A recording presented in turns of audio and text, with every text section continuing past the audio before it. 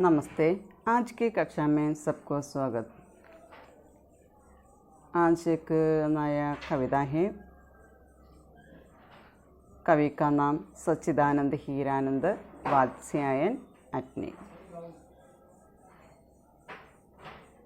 सच्चिदानंद हीरानंद वात्स्यायन अटने का जन्म उत्तर प्रदेश के देवरिया जिले के कसिया गांव के पुरातत्व विभाग के एक खुदाई शिविर में हुआ था। അറ്റ്നേൻ്റെ അല്ലെങ്കിൽ അഖ്യേൻ്റെ മുഴുവൻ പേരാണ് സച്ചിദാനന്ദ് ഹീരാനന്ദ് വാത്സ്യായൻ അറ്റ്നെ. അദ്ദേഹം ഉത്തർപ്രദേശിലെ ദേവരിയ എന്ന് പറയുന്ന ജില്ലയിലെ കസിയ എന്ന് പറയുന്നൊരു ഗ്രാമത്തിലെ പുരാതത്വ വിഭാഗം എന്ന് പറഞ്ഞാൽ പുരാവസ്തു വിഭാഗത്തിലെ ഒരു ഖുദായി ശിവിർ में, അതായത് ഖുദായി എന്ന് പറഞ്ഞാൽ കുഴിക്കുക, ഡിഗ്ഗിങ് ആണ്. അതായത് പുരാവസ്തുക്കളൊക്കെ കുഴിച്ചെടുക്കുന്ന ഒരു വിഭാഗത്തിൻ്റെ ഒരു ടെൻറ്റിലാണ് അദ്ദേഹം ജനിച്ചത്. അപ്പോൾ അദ്ദേഹത്തെക്കുറിച്ച് പറയുകയാണെങ്കിൽ അദ്ദേഹം ഒരുപാട് ഭാഷകൾ അറിയുന്നൊരു വ്യക്തിയാണ്. BSc MA ഒക്കെ കഴിഞ്ഞ് അദ്ദേഹം ഒരുപാട് ഭാഷകൾ അദ്ദേഹത്തിന് അറിയാമായിരുന്നു പറയുന്നത്. അപ്പോൾ ഉന്നോനെ BSc के बाद MA किया. അദ്ദേഹം BSc കഴിഞ്ഞു, അതിനുശേഷം MA ചെയ്തു. अपने विद्यार्थी जीवन में ही ये क्रांतिकारियों के संपर्क में आए और हिंदुस्तान रिपब्लिकन पार्टी के सदस्य बन गए. ഇങ്ങനെ അദ്ദേഹം പഠിക്കുന്ന കാലത്ത്, വിദ്യാർത്ഥി ജീവിതത്തിൽ പഠിക്കുന്ന കാലത്ത് ക്രാന്തികാരിയോക്ക് സമ്പർക്കമായി വിപ്ലവകാരികളുമായിട്ട് കോണ്ടാക്റ്റ് ഉണ്ടാവുകയും അങ്ങനെ ഹിന്ദുസ്ഥാൻ റിപ്പബ്ലിക്കൻ പാർട്ടിക്ക് സദസ്യ ബനുകയും, അങ്ങനെ ഹിന്ദുസ്ഥാൻ റിപ്പബ്ലിക്കൻ പാർട്ടിയുടെ ഒരു മെമ്പറായി തീരുകയും ചെയ്തു. അപ്പോൾ വിദ്യാർത്ഥി ജീവിതത്തിൽ അദ്ദേഹം വിപ്ലവകാരികളുടെ കൂടെ കൂടുകയും അങ്ങനെ ഒരു പാർട്ടി അവിടെ രൂപീകരിച്ചു. ഹിന്ദുസ്ഥാൻ റിപ്പബ്ലിക്കൻ പാർട്ടി എന്ന് പറയുന്നൊരു പാർട്ടി രൂപീകരിച്ച് അതിലൊരു മെമ്പറായി തീരുകയും ചെയ്തു. अंग्रेज़ सरकार विरोधी गतिविधियों के लिए इन्हें कई साल जेल में ही रहना पड़ा. അന്നത്തെ കാലത്ത് സ്വാതന്ത്ര്യം കിട്ടുന്നതിന് മുൻപാണ് ബ്രിട്ടീഷുകാരാണ് നമ്മുടെ ഇന്ത്യ ഭരിച്ചിരുന്നത്. അങ്ങനെ അംഗ്രേസ് സർക്കാർ വിരോധി ഗതിവിധിയും കേലിയെ, അതായത് ഇംഗ്ലീഷ് ഭരണാധികാരികൾക്ക് എതിരായിട്ടുള്ള പ്രവർത്തനങ്ങൾ മൂലം ഇദ്ദേഹത്തിനെ കുറേ വർഷങ്ങൾ ജയിൽ മേ ബി രഹനപ്പെട, ജയിലിൽ തന്നെ ജീവിക്കേണ്ടതായിട്ട് വന്നു. അപ്പോൾ ജയിലിലടച്ചു എന്നാണ് പറയുന്നത്. അപ്പോൾ സർക്കാരിനെതിരായിട്ട് പ്രവർത്തിക്കുക കാരണം അദ്ദേഹത്തിൻ്റെ പ്രവർത്തനങ്ങൾ മൂലം ഒരുപാട് വർഷം അദ്ദേഹത്തിന് ജയിലിൽ കിടക്കേണ്ടതായിട്ട് വന്നു. सन 1943 में वे एक कैप्टन के रूप में कोहिमा फ्रंट पर तैनात किए गए. അദ്ദേഹം 1943 അദ്ദേഹം ക്യാപ്റ്റനായിട്ട് കോഹിമ ഫ്രണ്ട് എന്ന് പറയുന്ന സംഘടനയിലെ ക്യാപ്റ്റനായിട്ട് ജോയിൻ ചെയ്യുകയും ചെയ്തിരുന്നു. स्वतंत्रता के बाद कुछ समय तक इन्होंने भारत सरकार के रेडियो के समाचार विभाग में काम किया. അപ്പോൾ 1943 ക്യാപ്റ്റനായിട്ട് കോഹിമ ഫ്രണ്ട് എന്ന് പറയുന്ന സംഘടനയിൽ ക്യാപ്റ്റനായിട്ട് ചേർന്നു. പിന്നീട് സ്വാതന്ത്ര്യത്തിന് ശേഷം കുറച്ചു കാലം അദ്ദേഹം നമ്മുടെ ഇന്ത്യ ഗവൺമെൻറ്റിൻ്റെ റേഡിയോ ന്യൂസിൻ്റെ വിഭാഗത്തിൽ പ്രവർത്തിച്ചു, ജോലി ചെയ്തു. തത്പശ്ചാത് ഇനോനെ കാലിഫോർണിയ विश्वविद्यालय में भारतीय संस्कृति का अध्यापन कार्य किया. അതിനുശേഷം ഇദ്ദേഹം കാലിഫോർണിയ യൂണിവേഴ്സിറ്റിയിലെ ഇന്ത്യൻ കൾച്ചർ എന്ന് പറയുന്ന കാര്യം പഠിപ്പിക്കാനായിട്ട് ആരംഭിച്ചു. ഇന്ത്യൻ കൾച്ചറാണ് അദ്ദേഹം അവിടെ പഠിപ്പിച്ചിരുന്നത്. ഇനോനെ വിശാൽ ഭാരത്, ദിൻമാൻ, നയാ പ്രതീക്, थाट तथा नवभारत टाइम्स का संपादन कार्य भी कुछ वर्षों तक किया. അങ്ങനെ അദ്ദേഹം വിശാൽ ഭാരത്, ദിൻമാൻ, നയാ പ്രതീക്, ധാട്ട്, അതുപോലെ നവഭാരത് ടൈംസ് തുടങ്ങിയ മാഗസിനുകളിലും ന്യൂസ് പേപ്പറിലൊക്കെ അദ്ദേഹം എഡിറ്ററായിട്ട് ജോലി ചെയ്യുകയും ചെയ്തു. आंगन के पार द्वार पर इन्हें साहित्य अकादमी का तथा कितनी नावों में कितनी बार पर इन्हें ഭാരതീയ ജ്ഞാനപീഠ പുരസ്കാർ മിലാ ഹെ. ഇനി അദ്ദേഹത്തിന് ഹാങ്കൻ കെ പാർദ്വാർ എന്ന് പറയുന്ന രചനയ്ക്ക് സാഹിത്യ അക്കാദമിയുടെ പുരസ്കാരവും കിത്നി നാവോമേ കിത്നി ബാർ എന്ന പേരുള്ള രചനയ്ക്ക് ഭാരതീയ ജ്ഞാനപീഠ പുരസ്കാരവും അദ്ദേഹത്തിന് നേടാനായിട്ട് സാധിച്ചു. അപ്പോൾ അദ്ദേഹത്തിൻ്റെ ജ്ഞാനപീഠ പുരസ്കാരം കിട്ടിയ രചന ഏതാണെന്ന് ചോദിച്ചു കഴിഞ്ഞാൽ കിത്നി നാവോമേ കിത്നി ബാർ. അല്ലെ സാഹിത്യ അക്കാദമിയുടെ പുരസ്കാരം കിട്ടിയിട്ടുള്ളതാണ് ആംഗൻ കെ പാർദ്വാർ എന്ന പേരുള്ള രചന. യേ സമർത്ഥ കവി, കുശൽ ഉപന്യാസകാർ, കഹാനി ലേഖക് തഥാ നിബന്ധകാർ ഹി. ഇനി അദ്ദേഹം നല്ല സമർത്ഥനായിട്ടുള്ള നല്ല കഴിവുള്ള ഒരു കവിയാണ്, സമർത്ഥനായിട്ടുള്ളൊരു നോവലിസ്റ്റാണ്, അതുപോലെ കഥാലേഖകനാണ്, കഥയെഴുത്തുകാരനാണ്, അദ്ദേഹം നല്ലൊരു ഉപന്യാസകാരനുമാണ്, എസ് എഴുതുന്ന ആളും കൂടിയാണ്. അപ്പോൾ അദ്ദേഹം അഖിലിനെ കുറിച്ച് പറയുകയാണെങ്കിൽ അദ്ദേഹം ബഹുമുഖി പ്രതിഭ എന്ന് വേണമെങ്കിൽ നമുക്ക് പറയാനായിട്ട് സാധിക്കും. കവി മാത്രമല്ല, അദ്ദേഹം കഥ എഴുതിയിട്ടുണ്ട്, നോവൽ എഴുതിയിട്ടുണ്ട്, എസ് എഴുതിയിട്ടുണ്ട്. അപ്പോൾ ഈ മേഖലയിലെല്ലാം ശോഭിച്ചിരുന്നൊരു വ്യക്തിയാണ് सच्चिदानंद हीरानंद वात्स्यायन अख्ये. हिंदी की छायावादोत्तर कविता के प्रमुख हस्ताक्षरों में से एक अख्ये प्रयोगवाद तथा नई कविता के प्रवर्तक है. അപ്പോൾ നമ്മൾ ഛായാവാദിനെ കുറിച്ച് നമ്മൾ പറഞ്ഞു. നിരാല ഛായാവാദിലെ കവിയാണ്. പന്ത്, മഹാദേവ് വർമ്മ, ജയശങ്കർ പ്രസാദ് തുടങ്ങിയവരൊക്കെ ഛായാവാദിലെ കവിയാണ്. നമ്മളതിനെക്കുറിച്ച് പഠിച്ചു. ഛായാവാദിന് ശേഷം, ഇന്ത്യയിലെ ഛായാവാദിന് ശേഷം കവിതയുടെ മേഖലയിൽ വളരെ ഫേമസ് ആയിട്ടുള്ള ഒരാളാണ് അഖി എന്ന് പറയുന്നത്. അദ്ദേഹം പ്രയോഗവാദത്തിൻ്റെയും നയീ കവിതയുടെയും പ്രവർത്തകനാണ്. പ്രയോഗവാദം എന്ന് പറഞ്ഞാൽ എക്സ്പെരിമെൻ്റലിസം. അപ്പോൾ അഖി പ്രയോഗവാദ തഥാ നയീ കവിതയ്ക്ക് പ്രവർത്തക് ഹെ. നയീ കവിതയുടെ പ്രവർത്തകനായിട്ട് അദ്ദേഹത്തെ കണക്കാക്കുന്നു അഖിനെ. ഇനോനെ ക്രമശഃ താർ സപ്തക്, ദൂസറ സപ്തക്, തീസറ സപ്തക് തഥാ 14 സപ്തക് കാ സമ്പാദൻ കിയ. അങ്ങനെ അന്നത്തെ ഈ പ്രയോഗവാദിലെ കവികൾ, ഒരു 7 കവികൾ ചേർന്നുകൊണ്ട് രചന നടത്തുന്നുണ്ട്. അതിലെ ആദ്യത്തെയാണ് നമ്മൾ താർ സപ്തക് എന്ന് പറയുന്നത്. അങ്ങനെ ഒരു പേരിലാണ് അവർ രചന നടത്തിയത്, താർ സപ്തക് എന്ന പേരിൽ. 7 കവികളാണ്. അതിൽ പ്രമുഖനായിരുന്നു നമ്മുടെ അഖി. താർ സപ്തക് കഴിഞ്ഞു. നെക്സ്റ്റ് ദൂസറ സപ്തക്. അതിനുശേഷം ദൂസറ സപ്തക് എഴുതി. അതുപോലെ തന്നെ തീസറ സപ്തക്, അതുപോലെ തന്നെ 14 സപ്തക് സമ്പാദന ചെയ്യുക. അപ്പോൾ 7 കവികൾ കൂടിയിട്ടാണ് ഈ താർ സപ്തക് പുറത്തിറക്കിയതെന്ന് പറയുന്നത്. അപ്പോൾ അവരുടെ നേതൃത്വത്തിലാണ് താർ സപ്തക്, അതിനുശേഷം ദൂസറ സപ്തക്, തീസറ സപ്തക്, 14 സപ്തക് തുടങ്ങിയ കാര്യങ്ങൾ അവർ പുറത്തിറക്കി എന്നാണ് പറയുന്നത്. അതിൻ്റെ മെയിനായിട്ടുള്ള എഡിറ്ററായിട്ട് അഖി പ്രവർത്തിച്ചു. അഖി അഭിജാത് വർഗീയ സാഹിത്യകാർ ഹി.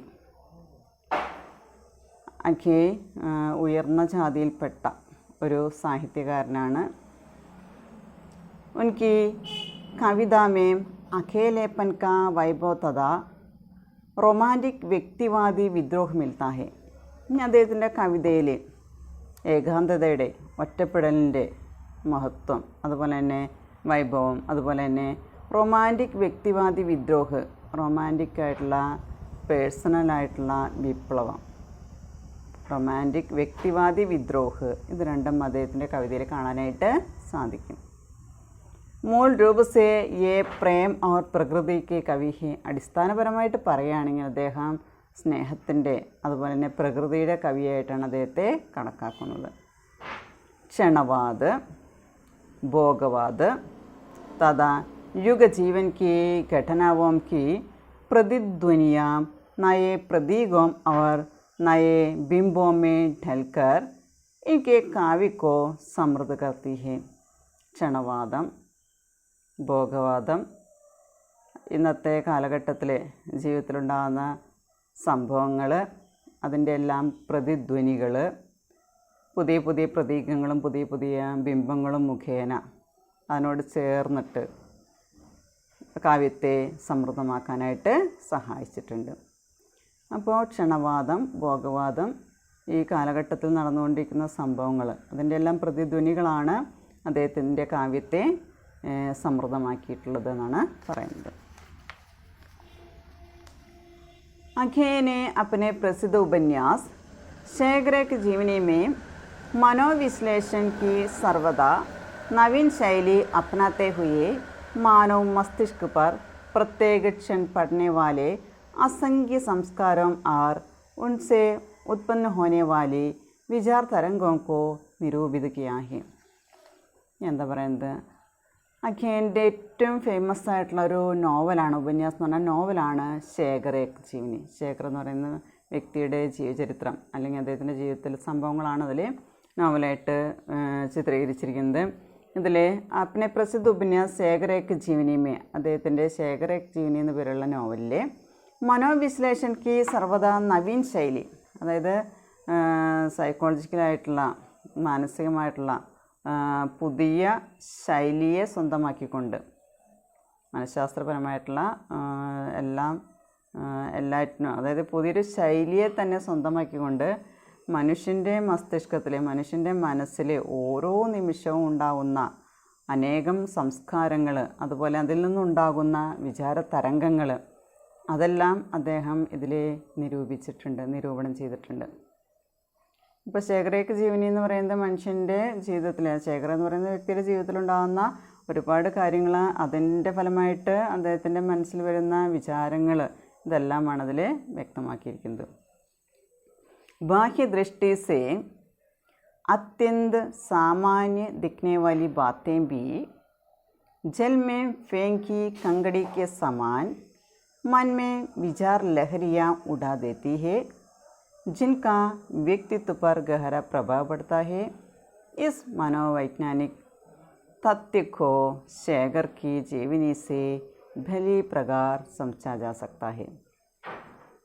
ബാഹ്യദൃഷ്ടി സെ അത്യന്ത സാമാന്യ ദിക്നെ വാലി ബാത്തേം ബി, അതായത് പുറത്തുനിന്ന് നോക്കി കഴിഞ്ഞാൽ, അതായത് നമ്മൾ പുറത്തുനിന്ന് നോക്കി കണ്ടു കഴിഞ്ഞാൽ വളരെയധികം സാധാരണമായിട്ട് തോന്നുന്ന പല കാര്യങ്ങൾ കൂടി, അത്യന്ത സാമാന്യ ദിക്നെ വാലി ബാത്തേം ബി, അതായത് സാധാരണ നടക്കുന്ന കാര്യങ്ങൾ പോലും അവിടെ ജൽമേ ഫേങ്കി കങ്കടിക്ക് സമാൻ, ജൽമേ ഫേങ്കി അതായത് വെള്ളത്തിലെറിഞ്ഞ കല്ലിന് സമാനമായിട്ട്, ജൽമേ ഫേങ്കി കങ്കടിക്ക് സമാൻ മൻമേ വിചാർ ലഹരിയ ഉടാ ദേത്തി ഹെ, മനസ്സിലെ വിചാരങ്ങളുടെ ഒരു തിരമാല തന്നെ അല്ലെങ്കിൽ അതിൻ്റെ തരംഗങ്ങൾ ഉണ്ടാക്കാൻ കഴിവുള്ളതാണെന്ന് പറയുന്നത്. സാധാരണ കാര്യങ്ങളാണെങ്കിലും നമ്മൾ വെള്ളത്തിൽ കല്ലെടുത്തെറിഞ്ഞു കഴിഞ്ഞാൽ ആ വെള്ളം പൊങ്ങുന്നത് പോലെ തന്നെ നമ്മുടെ ഉള്ളിലും നമ്മുടെ മനസ്സിൻ്റെ ഉള്ളിലും ഒരുപാട് വിചാര തരംഗങ്ങൾ സൃഷ്ടിക്കാൻ കഴിവുള്ളതാണ്. ജിൻകാ വ്യക്തിത്വ പർ ഗഹര പ്രഭാവപ്പെടുത്താൻ ഹെ, അത് ആ വ്യക്തിത്വത്തിൽ വളരെയധികം സ്വാധീനിക്കാനായിട്ട് കഴിവുള്ള ഒന്നാണ്. ഇസ് മനോവൈജ്ഞാനിക് തത്വക്കോ ശേഖർ കി ജീവനി സെ ബലി പ്രകാർ സമझा जा सकता है. അപ്പം ഇങ്ങനെയുള്ള മാനസികമായിട്ടുള്ള മനഃശാസ്ത്രപരമായിട്ടുള്ള ഒരു സത്യത്തെയാണ് ശേഖരേക്ക് ജീവനിയിൽ നമുക്ക് നല്ലതുപോലെ മനസ്സിലാക്കാനായിട്ട് സാധിക്കും. ഒരു വ്യക്തിയുടെ ജീവിതത്തിലുണ്ടാകുന്ന കാര്യങ്ങൾ, അതാണ് അത് നമ്മുടെ വ്യക്തിത്വത്തെ സ്വാധീനിക്കുന്ന തരത്തിലുള്ള സംഭവങ്ങളാണ് അതിൽ ചിത്രീകരിച്ചിരിക്കുന്നതെന്നാണ് പറയുന്നത്. അപ്പോൾ അദ്ദേഹത്തിൻ്റെ മുഖ്യ രചനകൾ കൊടുത്തിട്ടുണ്ട്, കവിതകൾ, അതുപോലെ നമ്മൾ പറഞ്ഞ നോവൽ എഴുതിയിട്ടുണ്ട്, എസ്സേ ഉണ്ട്, കഥയുണ്ട്, ഇതൊക്കെ അദ്ദേഹം എഴുതിയിട്ടുണ്ട്. മുഖ്യ രചനയായ കവിത ഇത്യലം, ബാവര അഹേരി, ഹരി ഘാസ് പർ ക്ഷൺബർ, ആംഗൻ കെ പാർദ്വാർ. അദ്ദേഹത്തിൻ്റെ കവിതകളാണ് ഇത്യലം എന്ന് പറയുന്നത്, ബാവര അഹേരി ഉണ്ട്, ഹരി ഘാസ് പർ ക്ഷൺബർ ഉണ്ട്, ആംഗൻ കെ പാർദ്വാർ. നമ്മൾ ആംഗൻ കെ പാർദ്വാർ സാഹിത്യ അക്കാദമിയുടെ അവാർഡ് കിട്ടിയിട്ടുള്ള ഒരു രചന കൂടിയാണ്. നെക്സ്റ്റ് നമ്മൾ ഉപന്യാസമാണ്. അതിൽ ശേഖരേക്ക് ജീവനിയുണ്ട്, നദി കെ ദ്വീപുണ്ട്. ശേഖരേക്ക് ജീവനി അദ്ദേഹത്തിൻ്റെ വളരെ പ്രസിദ്ധമായിട്ടുള്ളൊരു നോവലാണ്. നെക്സ്റ്റ് നിബന്ധ് അദ്ദേഹത്തിൻ്റെ എസ്സേ എന്ന് പറയുന്നത് ആത്മനെ പദ് എന്നുള്ളതാണ്. ലാസ്റ്റ് യാത്രാവർണ്ണനിൽ വരുന്നത് സാസ ഏക്ക് ബൂന്ത് ഉച്ഛലി എന്നുള്ളതാണ് യാത്രാവർണ്ണന. യാത്രാ വിവരണം. അപ്പോൾ സച്ചിദാനന്ദ് ഹീരാനന്ദ് വാത്സ്യായൻ അഖിയനെ കുറിച്ച് പറയുകയാണെങ്കിൽ അദ്ദേഹം ജനിച്ചത് ഉത്തർപ്രദേശിലെ ദേവരിയ എന്ന് പറയുന്ന ജില്ലയിലെ കസിയ എന്ന് പറയുന്ന ഗ്രാമത്തിലാണ്. അദ്ദേഹത്തിൻ്റെ അച്ഛൻ ജോലി ചെയ്തിരുന്നത് പുരാവസ്തു വിഭാഗത്തിലാണ്, പുരാതത്വ വിഭാഗത്തിലാണ് ജോലി ചെയ്തിരുന്നത്. അതുകൊണ്ട് തന്നെ അദ്ദേഹത്തിൻ്റെ ജനനം അവിടെ തന്നെയായിരുന്നു എന്നാണ് പറയുന്നത്. ഒരുപാട് ഭാഷകൾ അദ്ദേഹത്തിന് അറിയാമായിരുന്നു, ഒരുപാട് ഭാഷകൾ, സംസ്കൃതം, ഹിന്ദി, ഇംഗ്ലീഷ് തുടങ്ങിയ ഒരുപാട് ഭാഷകൾ അദ്ദേഹത്തിന് അറിയാമായിരുന്നു.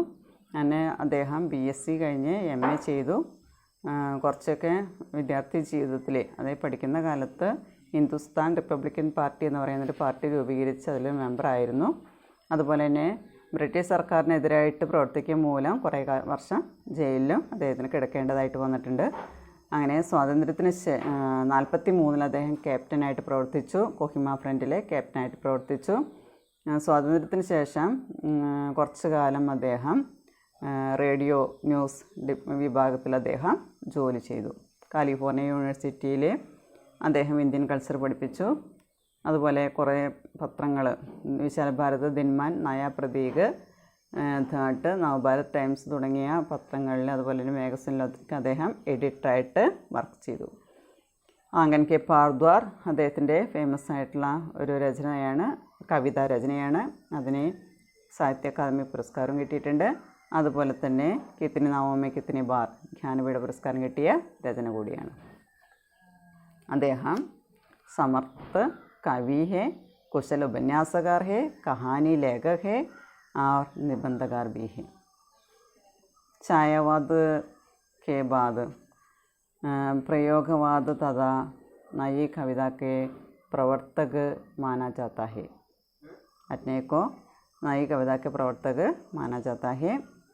उसका तार सप्तक, दूसरा सप्तक, तीसरा सप्तक, 14 सप्तक आदि का संपादन भी उन्होंने किया. അതിൻ്റെ എല്ലാം എഡിറ്ററായിട്ട് അദ്ദേഹം പ്രവർത്തിച്ചു. ഇനി ശേഖർ എക് ജീവനി അദ്ദേഹത്തിൻ്റെ വളരെ ഫേമസ് ആയിട്ടുള്ള ഒരു നോവലാണ്. നമ്മുടെ കവിതയുടെ പേര് നാച്ച് എന്നാണ്. നമ്മുടെ ജീവിതത്തിലെ അനുഭവങ്ങളാണ് ഇവിടെ കവി പറയുന്നത്. അതായത് ഹമാരെ മന്മേ ദൂസറം കി പ്രതീതി, തോന്നൽ, നമ്മുടെ തോന്നൽ എന്താണ്, അല്ലെ സച്ചായി അല്ലെ യാഥാർത്ഥ്യം എന്താണ് എന്നുള്ളത് രണ്ടിൻ്റെയും വ്യത്യാസമാണ് ഇവിടെ പറയുന്നത്. പ്രതീതി ഓർ സച്ചായി കാ അന്തർ ക്യാ ഹി. തോന്നൽ എന്ന് പറഞ്ഞാൽ എന്താണ്, അതുപോലെ തന്നെ വാസ്തവത്തിൽ എന്താണ് നടക്കുന്നത്, രണ്ടും തമ്മിലുള്ള വ്യത്യാസം, ശരിയായത് എന്താണെന്നുള്ള വ്യത്യാസം അവിടെ നമ്മുടെ കവിയുടെ നിജി ജീവിതാനുഭവം കോ യഹാം നാച്ച് പ്രതീത് ഹോത്താ ഹെ. അതായത് കവി പറയണ സ്വന്തം ജീവിതാനുഭവങ്ങൾ അവിടെ ഒരു ഡാൻസായിട്ടൊരു നൃത്തമായിട്ട് തോന്നാണ്. മറ്റുള്ളവർക്ക് അങ്ങനെ ഒരു തോന്നലുണ്ടാകുകയാണ് ചെയ്യുന്നത്. അതായത് ജന്മ ഓർ മരൺ കെ ബീച്ച് കാ എക് നാച്ച്, ജനിച്ചു കഴിഞ്ഞാൽ മരണം വരെയുള്ള നമ്മുടെ ഓട്ടം, ആ ഓട്ടം അവിടെ മറ്റുള്ളവർക്ക് ഒരു നൃത്തമായിട്ട് തോന്നുകയാണ്. നമ്മുടെ കവിതയുടെ പേര് നാച്ച് എന്നാണ്. ഇതിൽ പറയുന്നതാണ്, അതായത് നമ്മുടെ ജീവിതം, അതായത് രണ്ട് തൂണുകളുടെ ഇടയിൽ കെട്ടിയ കയറിലാണ് നമ്മുടെ ജീവിതം. ആ വലിച്ചു കെട്ടിയ കയറെന്ന് പറയുന്നത് നമ്മൾ അതിൽ കൂടിയാണ് നമ്മൾ ജീവിച്ചുകൊണ്ടിരിക്കുന്നത്. നമ്മൾ ഓടിക്കൊണ്ടിരിക്കുകയാണ്. ഈ അറ്റത്തുനിന്ന് മറ്ററ്റത്തേക്കുള്ള ഓട്ടം, നമ്മുടെ ജീവിത അനുഭവങ്ങൾ, കഷ്ടപ്പാട്, അതായത് ഒരുപാട് അനുഭവങ്ങൾ മറ്റുള്ളവർക്കത് എന്താണ് നൃത്തമായിട്ട് തോന്നുകയാണ് ചെയ്യുന്നത്. അതുപോലെ തന്നെ ഇവിടെ പറയുന്നുണ്ട്, നമ്മൾ ജീവിക്കുക എന്ന് പറയുന്നത്, രസി എന്ന് പറയുന്നത് ജീവനാണ്, ജീവൻ കാ പ്രതീക്. കയറെന്ന് പറയുന്നത് അവിടെ ജീവിതമാണ്. ആ കയറിൻ്റെ മുകളിൽ നമ്മൾ നാച്ച്താഹി എന്ന് പറയുന്നുണ്ട്, നൃത്തം ചെയ്യാന്ന് പറയുന്നത്. ആ നൃത്തം ചെയ്യാന്ന് പറയുന്നത് നമ്മളെന്താ, ജീനേക്ക പ്രതീകമാണ്, നമ്മൾ ജീവിച്ചുകൊണ്ടിരിക്കുകയാണ്. നൃത്തം എന്ന് പറയുന്നത് അവിടെ നമ്മൾ ജീവിച്ചുകൊണ്ടിരിക്കുകയാണ്. അതായത് ഒരറ്റത്തു നിന്ന് മറ്ററ്റത്തേക്കുള്ള നമ്മുടെ പ്രയാണം, നൂൽപ്പാലത്ത് മൂടിൽ നമ്മുടെ യാത്ര, അത് നമുക്കൊന്ന് അയവ് കിട്ടണമെന്ന് ആഗ്രഹിക്കുന്നുണ്ട്, അതിൽ നിന്നൊരു മോചനം കിട്ടണമെന്ന് ആഗ്രഹമുണ്ട്. പക്ഷേ ഒന്നും സാധിക്കുന്നില്ല. കാണുന്നവർക്ക് അതിനെ നൃത്തമായിട്ട് തോന്നുന്നു എന്നാണ് പറയുന്നത്, കവിയോട് പറയുന്നത്. അപ്പോൾ നമ്മുടെ കവി പറയുന്നത് നിജി ജീവിതാനുഭവം ദൂസറം കോ നാച്ച് പ്രതീത് എന്ന് പറയുന്നത് നമ്മുടെ സ്വന്തം ജീവിത അനുഭവങ്ങളെ മറ്റുള്ളവർക്ക് നൃത്തമായിട്ട് തോന്നുകയാണ് ചെയ്യുന്നത്. യഹാ നാച്ച് എന്ന് പറയുന്നത് ഒരു പ്രതീകമാണ്, നൃത്തം എന്ന് പറയുന്നത് ഒരു പ്രതീകമാണ്. വാസ്തവത്തിൽ അത് അവിടെ എന്താണ് നടക്കുന്നത് അതാണ് കവിതയിൽ പറയുന്നത്. അതായത് പ്രതീതിയോർ സച്ചായിക്ക് അന്തർ, തോന്നലും സത്യം എന്താണെന്നുള്ള ആ വ്യത്യാസം, ശരിയായത് എന്താണ് എന്നുള്ള ആ വ്യത്യാസമാണ് ഇവിടെ കവിതയിൽ പറയുന്നത്. नाच एक तनी हुई रस्सी है जिस पर मैं नाचता हूँ, जिस तनी हुई रस्सी पर मैं नाचता हूँ वह दो गंभों के बीच है. रस्सी पर मैं जो नाचता हूँ वह एक गंभे से दूसरे गंभे तक का नाच है. അതിൽ പറയുന്ന കാര്യം എന്താണ്? एक तनी हुई रस्सी, രസ്സി എന്ന് പറയുന്നത് ജീവൻ കാ പ്രതീക, കയർ എന്ന് പറയുന്നത് നമ്മുടെ ജീവിതമാണ്. എങ്ങനെയുള്ള കയറാണ്? തനി ഹുയി രസ്സി ഹെ, വലിച്ചു കെട്ടിയ ഒരു കയറാണ്. ആ കയറാണ് ഉസ് രസ്സി പർ മേ നാച്താ ഹൂം, ആ കയറിലാണ് ഞാൻ നൃത്തം ചെയ്യുന്നത്. യഹാ നാച്താ ഹൂം എന്ന് പറയുന്നത്, നാച്ത എന്ന് പറയുന്നത് ജീവനേക്കാ പ്രതീക, ജീവിക്കണം. ആ കയറെന്ന് പറയുന്നത് ജീവിതമാണ്, അതിൽ കൂടി നമ്മൾ ജീവിച്ചുകൊണ്ടിരിക്കുക എന്നാണ് പറയുന്നത്. ജിസ് തനി ഹുയി രസ്സി പർ മേ നാച്താ ഹൂം വഹ് ദോ ഗംഭോം കെ ബീച്ച് ഹേ. ഇപ്പോൾ ഏത് വലിച്ചു കെട്ടിയ കയറിലാണോ ഞാൻ നൃത്തം ചെയ്യുന്നത്, ആ കയർ എവിടെയെന്ന് പറയുന്നത് വഹ് ദോ ഗംഭോം കെ ബീച്ച് ഹേ.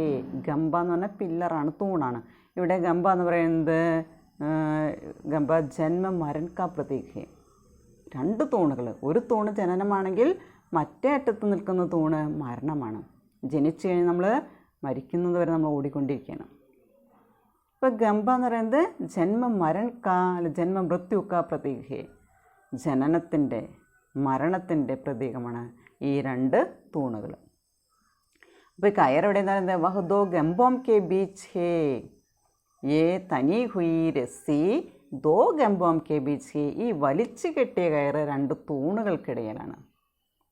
ഏക്ക് ഗംഭ ഖംഭ ജന്മ കാ പ്രതീക് ഹേ തോ ദൂസര ഖംഭ മരൺ കാ പ്രതീക് ഹേ. रस्सी पर मैं जो नाचता हूँ वह एक गंभे से दूसरे गंभे तक का नाच है. ഈ കയറിൽ ആരാണോ നൃത്തം ചെയ്യുന്നത്, ആ നൃത്തം ചെയ്യുന്നത് എവിടുന്ന് തൊട്ട് എവിടം വരെയൊക്കെയാണെന്ന് പറയുന്നത് വഹ് ഏക്ക് ഗംഭേ സേ, അത് ഒരു തൂണിൽ നിന്ന് ദൂസരേ ഗംഭേ തക്ക നാച്ച് ഹേ, രണ്ടാമത്തെ തൂണ്, ഈ അറ്റത്തു നിന്ന് മറ്റേ അറ്റം വരെയുള്ള നൃത്തമാണ്. ആ ജീവിതത്തിൽ ഓടിക്കൊണ്ടിരിക്കുകയാണ്. ജനിച്ചു കഴിഞ്ഞു, നമ്മളിനി ഓടിക്കൊണ്ടിരിക്കുകയാണ്. മരണം വരെ നമ്മളിങ്ങനെ ഓടിക്കൊണ്ടിരിക്കും. പക്ഷേ അത് മറ്റുള്ളവർക്ക് കാണുമ്പോൾ എന്തായിട്ട് തോന്നുന്നു? അതൊരു നൃത്തമായിട്ട് തോന്നുന്നു. ഇപ്പോൾ ഫസ്റ്റ് നമ്മൾ പറഞ്ഞ ഈ ഇതിൽ പറയുന്നത് നാച്ച് എന്ന് പറയുന്നത് ജീനെ കാ പ്രതീക് ഹേ, രസ്സി എന്ന് പറഞ്ഞു കഴിഞ്ഞാൽ ജീവൻ കാ പ്രതീക് ഹേ, അതുപോലെ തന്നെ ഖംഭ എന്ന് പറയുന്നത് ജന്മ മരൺ കാ പ്രതീക് ഹേ. അപ്പോൾ അതെല്ലാം ഓരോന്നിൻ്റെ പ്രതീകമായിട്ടാണ് പറയുന്നത്. ആ പ്രതീകം അത് മറ്റുള്ളവർക്ക് എങ്ങനെയാണ് തോന്നുന്നത്, മറ്റുള്ളവരുടെ കാഴ്ചപ്പാടിൽ എന്താണ് ഈ നൃത്തം എന്ന് പറയുന്നത് എന്നുള്ളതാണ് കവി ഇതിൽ പറയാൻ പോകുന്നത്. Okay, thank you.